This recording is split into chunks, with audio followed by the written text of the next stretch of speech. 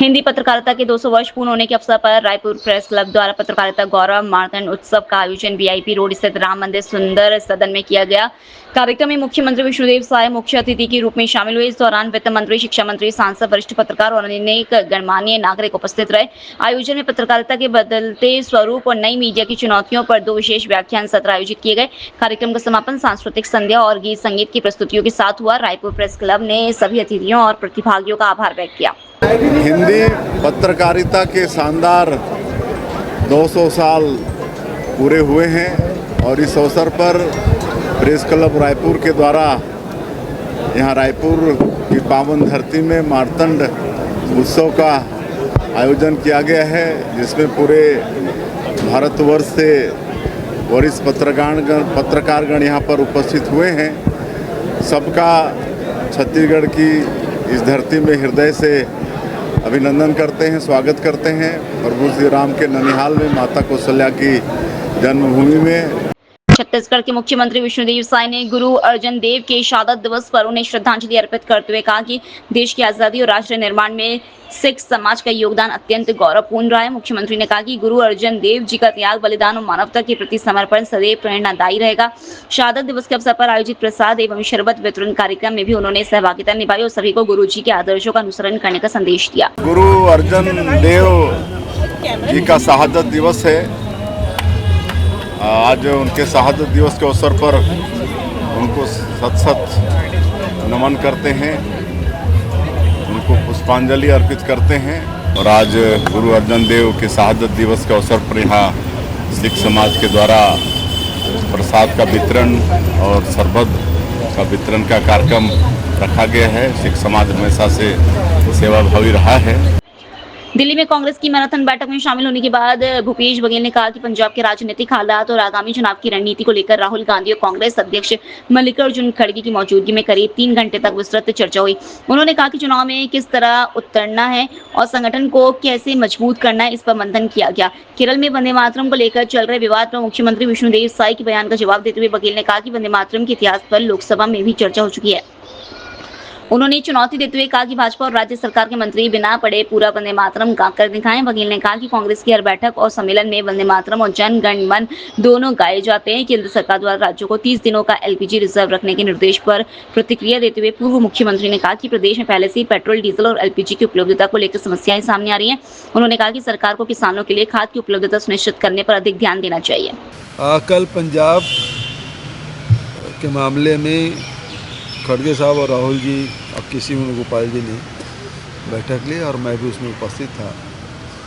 Marathon बैठक हुई, करीब 3 घंटा बैठक चली है और उसमें सभी मुद्दों पे चर्चा हुई। और चूँकि अब चुनाव वहाँ कुछ महीने बचे हैं तो उसके पहले तैयारी कि हमको किस प्रकार से चुनाव उतरना है, उसकी तैयारी के संदर्भ में बहुत विस्तार से चर्चा हुई। वंदे मातरम के इतिहास के बारे में लोकसभा में भी चर्चा हुई है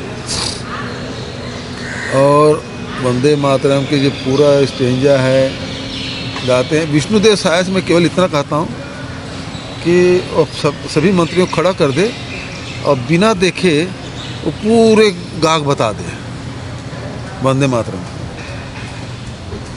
पुराने वाले गाग बता दे। वो लोग तो कभी गाते नहीं थे भाई, हम तो कांग्रेसी, हमारे जो सम्मेलन है वो हर बैठक है उसमें वंदे मातरम और जनगण मन दोनों होते हैं। वहाँ से शुरुआत होती है, उसमें ख़त्म करते हैं हम लोग। ये लोग कब गाते हैं बता दो, एक आध जगह बता दे अपने भाजपा के कार्यक्रमों में वंदे मातरम गाते हैं क्या? नगर पंचायत शिवनंदनपुर में चुनाव प्रचार थमने में अब केवल 24 घंटे शेष हैं और सियासी मुकाबला चरम पर पहुंच गया है। भाजपा कांग्रेस दोनों ने पूरी ताकत झोंक दी है। कांग्रेस की ओर से टीएस सिंहदेव और अमरजीत भगत जनसभा व जनसंपर्क कर रहे हैं। वहीं भाजपा के समर्थन में उप मुख्यमंत्री अरुण साव, दयालदास बघेल, लक्ष्मी राजवाड़े और राजेश अग्रवाल ने सभा को संबोधित किया। अरुण साव ने कहा कि केंद्र, राज्य और नगर पंचायत में भाजपा की सरकार बनने से विकास कार्यों में तेजी आएगी और धन की कमी नहीं होगी। उन्होंने कांग्रेस पर निशाना साधते हुए कहा कि उनके नेता जनता के लिए नहीं बल्कि एक अपराधी को बचाने के लिए शिवनंदनपुर पहुंचे थे। वहीं रामकुमार टोपो की गिरफ्तारी पर उन्होंने कहा कि कानून अपना काम कर रहा है। दूसरी ओर अमरजीत भगत ने दावा किया कि जनता कांग्रेस के साथ है। नगरीय निकाय गठित होने के बाद, नगर पंचायत बनने के बाद ये पहला नगर पंचायत का चुनाव हो रहा है।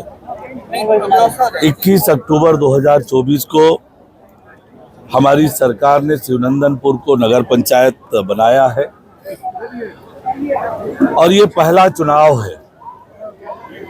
शिवनंदनपुर का सर्वांगीण विकास हो, शिवनंदनपुर स्वच्छ, सुंदर और सुविधापूर्ण शहर बने, इसके लिए शिवनंदनपुर की जनता से हम आग्रह करने आए हैं कि यहाँ कमल खिले ताकि शिवनंदनपुर का सुव्यवस्थित रूप से विकास हो। जनता का और पूरे पार्टी कार्यकर्ताओं का जोश देखते बन रहा है कि कांग्रेस जो है इस समय यहाँ जीतने वाली है। उसके पीछे बहुत सारा जो रीजन है कि डीजल, पेट्रोल, रसोई गैस, इसका जो किल्लत हुआ है इससे आम आदमी सीधे प्रभावित हुआ है। तो हमको तो लग रहा है कि इस बार जीत यहाँ पर कांग्रेस की होगी। गरियाबंद जिले में गोना में आयोजित समाधान शिविर भी हंगामेदार रहा। कभी नक्सल प्रभावित माने जाने वाले इस इलाके के 14 से ज्यादा गांव के हजारों लोग मूलभूत सुविधाओं से जुड़ी 17 बिंदुओं पर अपनी मांग का आवेदन लेकर एक साथ शिविर में रैली की शक्ल में नारेबाजी करते पहुंचे थे। ग्रामीणों की जिद थी कि जमीन से जुड़ी समस्याओं का समाधान भी जमीन पर बैठे कर दिया जाए। लिहाजा मंच की वीआईपी कुर्सी छोड़कर अफसर और जनप्रतिनिधि ग्रामीणों के साथ बैठे समस्या समाधान कर घंटों चर्चा किया। 17 मांगों से 7 समाधान शिविर पर हो गया। इस क्षेत्र में सड़क, स्कूल, पुल, विद्युतीकरण और पेयजल जल जैसे कई समस्या से ग्रामीण वर्षों से जूझते आ रहे हैं। कलेक्टर बीएस उइके ने शासन स्तर की समस्याएं को प्रस्ताव भेजने का भरोसा दिलाया। गोना में जो सुशासन तिहार रखा गया था उसमें 17 मांगों को लेकर समस्त ग्रामीणों का मांग रहा है और जिसमें त्वरित निराकरण करते हुए बहुत सारे मांगों का त्वरित निराकरण किया गया और बहुत सारे मांगों को जल्द से जल्द पूरा किया जाएगा। ऐसे भाव के साथ आज का सुशासन त्यौहार बहुत ही सुंदर भाव के साथ ऑन द स्पॉट क्या जनता को सुविधा और सेवा मिल सकता है, उस भाव के साथ आज का सुशासन त्यौहार। देखिए, सुशासन तिहार आज मैनपुर विकास खंड का राजापुरा क्षेत्र में लगा हुआ था। आज तमाम क्षेत्र के हजारों लोग जो पीड़ित, वंचित हैं, मजदूर हैं, किसान हैं, युवा हैं, सारे लोग पहुंचे हुए थे और सामूहिक तौर पे चर्चा हुई। आज कलेक्टर साहब को भी हम लोगों ने कहा कि सर मंच में बैठना नहीं है, हम सामूहिक तौर पे एक चौपाल टेक के बैठेंगे और बैठ करके सार्थक मांगों पे चर्चा हुई, समस्याओं पर चर्चा हुई और 17 मांगों पर पे जो आवेदन थे उन पर भी विचार कहीं न कहीं हुई है। और हमारा एक ही मांग है कि 17 आवेदन हम लोग जो दिए हैं उसमें कहीं ना कहीं त्वरित समाधान करें।